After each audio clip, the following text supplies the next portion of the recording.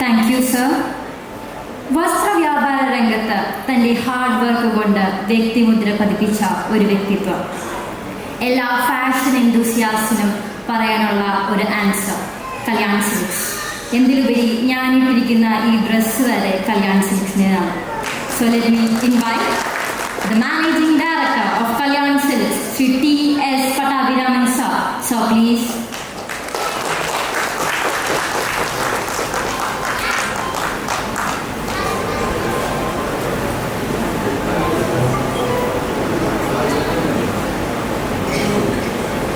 ഇന്നത്തെ അധ്യക്ഷ ശ്രീമതി മായ ശിവദാസ്, ഉദ്ഘാടനം നിർവഹിച്ച ശ്രീ സനീഷ് കുമാർ, ബഹുമാനപ്പെട്ട MLA,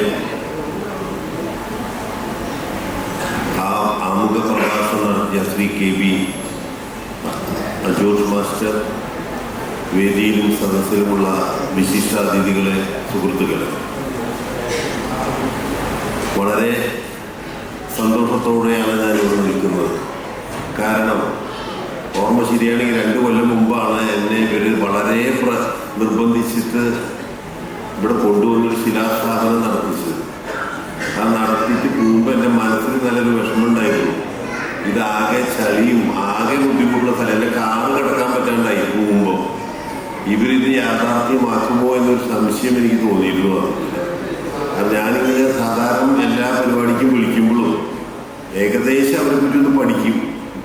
തീരെ രക്ഷയില്ലാത്തതാണെങ്കിൽ ഞാൻ ഒഴിവില്ല എന്ന് പറയും. എന്താ കാരണം അവസാനം എന്നെ ചീത്ത പറയും, എൻ്റെ കയ്യൊരു ശരിയല്ല എന്ന് പറയും. അതുകൊണ്ട് ഈ പ്രോജക്റ്റിനെ പറ്റി നോക്കുമ്പോൾ ചെറിയൊരു സംശയം ഉണ്ടായിരുന്നു. പക്ഷേ ഇവരത് വളരെ മനോഹരമായി, എനിക്ക് തോന്നുന്നു തൃശ്ശൂരിൽ തന്നെ ഇത്ര നല്ലൊരു കൺവെൻഷൻ സെൻ്റർ ഉണ്ടോ എന്ന് എനിക്ക് സംശയമാണ്. അത്ര ബ്യൂട്ടിഫുള്ളായിട്ടുണ്ട്.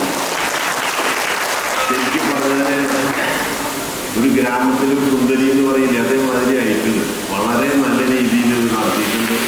അത് ഇതിൻ്റെ ഏറ്റവും കൂടുതൽ സന്തോഷം ഒരു ശിവശക്തി ഗ്രൂപ്പ് എന്ന് പറഞ്ഞ് 10 50 60 പേരായിട്ട് തുടങ്ങിയെന്ന് പറയുമ്പോൾ തന്നെ അതിന് വലിയൊരു മാനാണ്. ഭാവിയിലത്തെ കാര്യങ്ങൾക്കും എല്ലാത്തിനും ശക്തി പകരുകയാണ്. 10-70 കുടുംബാംഗങ്ങൾ, ഓരോ കുടുംബത്തിലും അത്രയധികം ബന്ധുക്കളും സുഹൃത്തുക്കളും ഉണ്ടാവും. അവരെല്ലാം കൂടി ചേർന്ന് ഒരു പരിപാടി നടത്തുകയും ഒരു പുതിയ പ്രോജക്റ്റിലേക്ക് വരുന്നു എന്നുള്ളതാണ് ഏറ്റവും വലിയ കാര്യം. ആ പ്രോജക്റ്റ് വിജയിക്കുകയാണെങ്കിൽ, ഇപ്പോൾ അദ്ദേഹം തന്നെ പറഞ്ഞു, അടുത്ത റിസോർട്ടുമായി ബന്ധപ്പെട്ട് നിൽക്കുന്നു എന്ന് പറഞ്ഞു.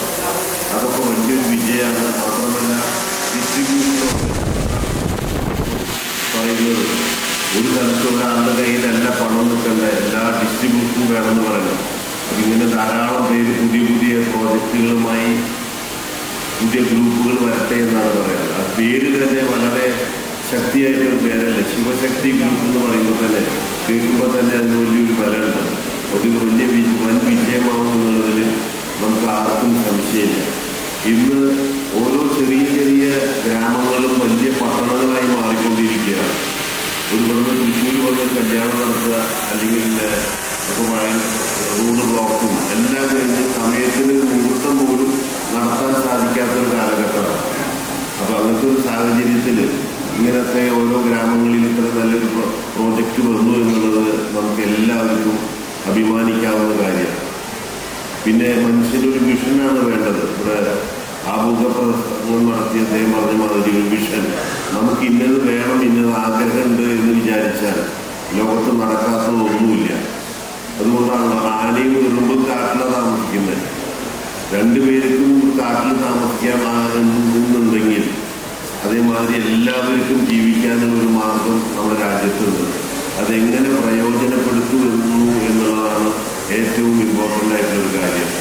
നമ്മുടെ പ്രധാനമന്ത്രി നരേന്ദ്രമോദിജി എപ്പോഴും പറയും, ഗംഗ 3500 കിലോമീറ്റർ വെള്ളം ഒഴുകുകയാണ്, പുണ്യനദി ഒഴുകിക്കൊണ്ടേയിരിക്കുന്നു. അതിൽ നമ്മുടെ ആഗ്രഹമാണ് പ്രധാനം. ഞാനൊരു ഗ്ലാസ് കൊണ്ടുപോയാൽ അത് ഫുള്ളായിട്ട് വെള്ളം കിട്ടും. വേറൊരു വ്യക്തി ഒരു 5 ലിറ്ററിൻ്റെ ക്യാൻ കൊണ്ടുപോയാൽ കിട്ടും. വേറെ ആൾ ഒരു ലോറിയിലോട് കൊണ്ടുപോയാലും അതിന് വെള്ളം കിട്ടും. പക്ഷേ ഗംഗ ഇതൊന്നും അറിയാത്ത രീതിയിൽ ഒഴുകിക്കൊണ്ടേയിരിക്കും. അതാണ് നമ്മുടെ ഭാരതം. 120 കോടി ജനങ്ങളുള്ള രാജ്യത്ത് ഏത് പരിപാടി നടത്തിയാലും വിജയിക്കും. അത് അതിൻ്റേതായ രീതിയിൽ നല്ല രീതിയിൽ നടത്തണമെന്ന് മാത്രമേ ഉള്ളൂ. അപ്പോൾ ഈ ശിവശക്തി എനിക്ക് പറയാനുള്ളത് ഒത്തൊരുമയാണ് ഇതിൻ്റെ ഏറ്റവും പ്രധാനം. നിങ്ങൾ ഒറ്റക്കെട്ടായി നിൽക്കുകയാണെങ്കിൽ ഇതെല്ലാം നിങ്ങൾക്ക് പലതും നടത്താൻ സാധിക്കും, ഇനിയും മുന്നോട്ട് പോകാൻ സാധിക്കും എന്നാണ് എനിക്ക് പറയാനുള്ളത്. എന്തായാലും എന്നെ ഇവിടെ ഓർത്ത് 3-4 പ്രാവശ്യം വിളിച്ചു. അപ്പോൾ ഞാൻ ഫോൺ എടുക്കാൻ പോയി. എനിക്ക് ഇലക്ഷനായതുകൊണ്ട് പിരിവിനെ വന്നിട്ട് ഞാൻ എടുത്തില്ല പറഞ്ഞത്. പിന്നെയാണ് ഇവർ പിന്നെയും വിളിച്ച് നമ്മുടെ സെക്രട്ടറിയോട് പറഞ്ഞു ഇന്നതാണ് ആവശ്യം എന്ന് പറഞ്ഞ് ഇവരെന്നെ ഓർത്ത് എൻ്റെയും കൂടി സമയം ഡേറ്റ് നോക്കിയിട്ടാണ് ഇന്ന് വെച്ചത്. അപ്പോൾ ആത്മാർത്ഥമായി ഞാൻ ഇവിടെ വരണമെന്നും ഈ ഉദ്ഘാടനത്തിൽ പങ്കെടുക്കണമെന്നും അവരാഗ്രഹിച്ചു എന്നുള്ളതിൽ എനിക്ക് അതിയായ സന്തോഷം. പൊതുവെ ഇങ്ങനത്തെ കാര്യങ്ങളിൽ കാര്യം കഴിഞ്ഞാൽ എല്ലാവരും മറക്കാതെ എന്നെ വീണ്ടും ഇവിടെ വിളിച്ച് ഈ ഉദ്ഘാടനത്തിലും പങ്കെടുപ്പിച്ചതിന് ഇതിൻ്റെ പ്രമോട്ടർമാരോട് ഞാൻ പ്രത്യേകം എൻ്റെ നന്ദി രേഖപ്പെടുത്തുകയാണ്. അങ്ങനെ ഭഗവാന്റെ അനുഗ്രഹം കൊണ്ട് ഈ ശിവശക്തി ഗ്രൂപ്പ് തൃശ്ശൂരിൽ നിന്നല്ല കേരളത്തിൽ തന്നെ അറിയപ്പെടുന്ന ഒരു വലിയ വ്യാപാര ശൃംഖലയായി മാറട്ടെ എന്ന് മാത്രം ജഗദീശൻ പ്രാർത്ഥിച്ചുകൊണ്ട് ഞാൻ എൻ്റെ വാക്കുകൾ